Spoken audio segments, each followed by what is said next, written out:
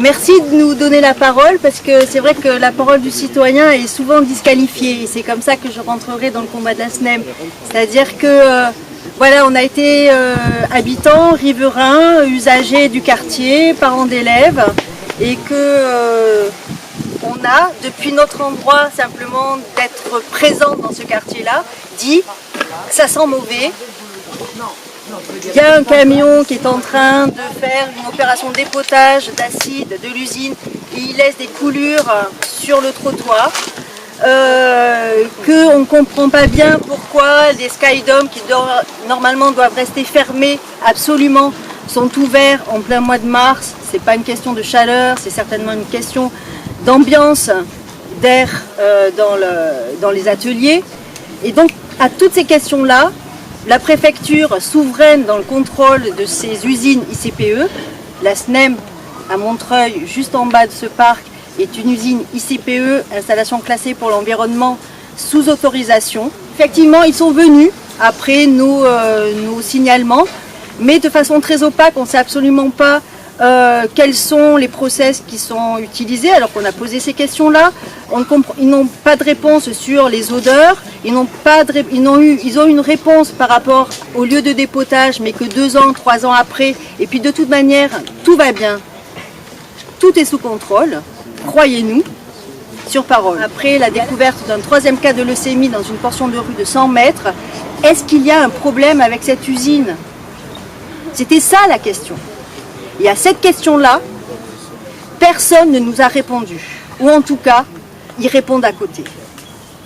Ils ne sont pas allés voir quand ils ont fait de façon, ce qu'ils annoncent de façon supra-réglementaire, ça c'est le terme de la préfecture, de faire des prélèvements d'air dans les écoles, dans les classes des écoles. Ils ne sont pas allés chercher les produits de la SNEM, qu'utilise la SNEM. Ils se sont dit non, leucémie, c'est la radioactivité et c'est le benzène. Point. La SNEM n'utilise pas de radioactivité ni de benzène. Donc il n'y a pas de lien. C'est-à-dire qu'on ne trouve que ce qu'on cherche. Voilà, on a mis la pression, effectivement une pression médiatique. Et c'est ça qui a commencé à faire bouger les lignes aussi, mais qui a fait bouger les lignes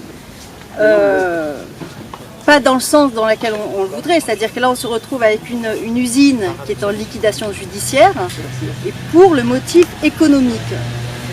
Alors que c'est pas un motif économique qui aurait dû conduire à la fermeture. C'est un motif de santé publique, de santé, de conditions de travail des ouvriers à l'intérieur et d'environnement et de vétusté.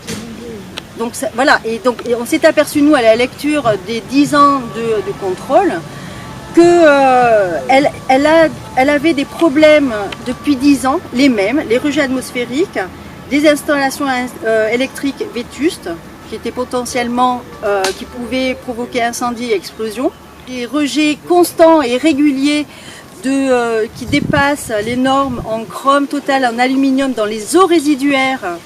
Une lettre en 2015 du réseau d'eau à la directe qui dit attention, ça va pas, il y a des choses qui ne vont pas, il y a des risques sur les salariés et rien. Et l'État, en l'occurrence la préfecture, ne prend aucune position. C'est-à-dire qu'il écrit un arrêté préfectoral en 2017 suite à une inspection où il est dit que c'est catastrophique.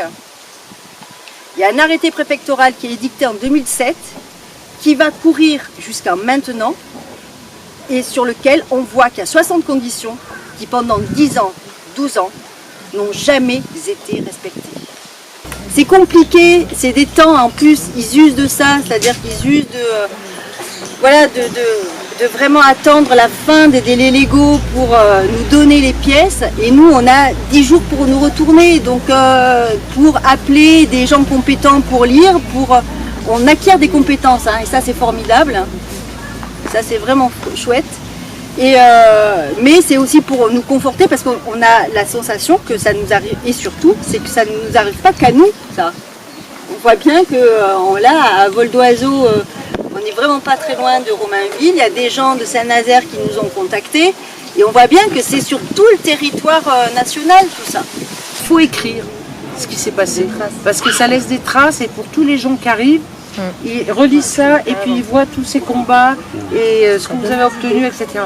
Mais après, il faut interpeller vos politiques. C'est les politiques qui ne font pas le boulot, c'est les maires. Je ne comprends pas pourquoi ils sont complices de syndicats et de l'entreprise. Alors pourquoi les députés, je finis, les députés, c'est leur circo, il faut qu'ils fassent remonter ça sur le plan politique. Et ce qui est intéressant, c'est de se dire que les luttes sont porteuses d'une construction collective qui a permis effectivement d'apprendre énormément de choses. Un jour, on a réussi à obtenir, grâce à nos avocats et grâce à notre travail aussi, 2500 pages de documents qu'il a fallu éplucher en une semaine. Et ça fait des moments, il y a des moments de condensation extrêmement joyeux, heureux, constructifs, et qui permettent d'aller au-delà de ce que chacun aurait pu faire individuellement. Je crois qu'il faut rappeler qu'une lutte construit, les subjectivités construit du commun. Ce commun-là, il a été extrêmement puissant. Dans notre coin, personne n'aurait pu faire ce qu'il a fait et personne n'aurait pris la direction que le groupe a donnée aux choses, chacun dans son coin. Donc moi je pense que le message aussi, c'est de dire que ça fonctionne et que le calendrier, c'est le calendrier que les gens qui se sentent responsables face à ce problème-là décident de mettre en place. L'agenda, c'est le nôtre. L'avancement des choses, il doit se faire avec notre calendrier, jamais celui des institutions, jamais avec celui de l'ADRIE, jamais avec celui du préfet, jamais avec celui des agences de l'ARS. Et le regard aussi qu'on porte sur les choses, il ne doit pas se faire uniquement par le filtre de leurs données.